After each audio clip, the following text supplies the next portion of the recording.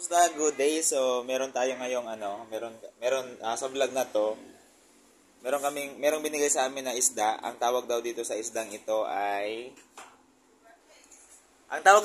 na to ay fighter fish. Binigyan kami ng isa ni Pastor Kurt.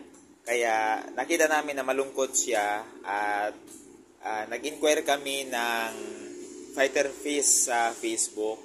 At nakakita kami, kaya isa lang sana yung bibilhin ko, kaso sabi niya dalawa na lang for 200 pesos. So ngayon, dali-dali kaming pumunta doon sa Guada kasi naghanap kami ng anong tawag dito, Ling? Naghanap kami ng aquarium. So walang aquarium, tsaka mahal ang aquarium.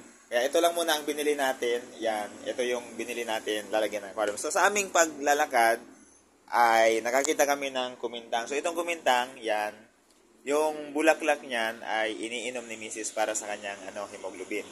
So, nakakita kami, bumili kami ng dalawa. Sabi ng Mrs. ko, wala na kaming pera. Pero sige lang kasi mas mabuti na meron kaming ganito. So, yon para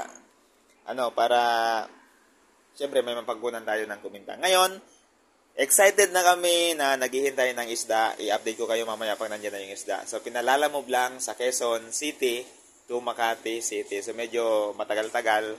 Siguro abutin din siguro ng 1 oras bago dumating. So i-update ko po kayo mamaya. Excited lang po kami ni Mrs. Dahil pinagkatiwalaan po kami ng isang isda. Yan. Ito ang tawag. Ang pangalan nito ay si Flash. Yan. Pinagkatiwalaan kami ng isang fighter fish, si Flash. At yan, excited na kami sa darating na dalawa na isda. Sabi ko sa Mrs. ko na, ano ba yung papangalan natin? Sabi niya ay Honey. Honey.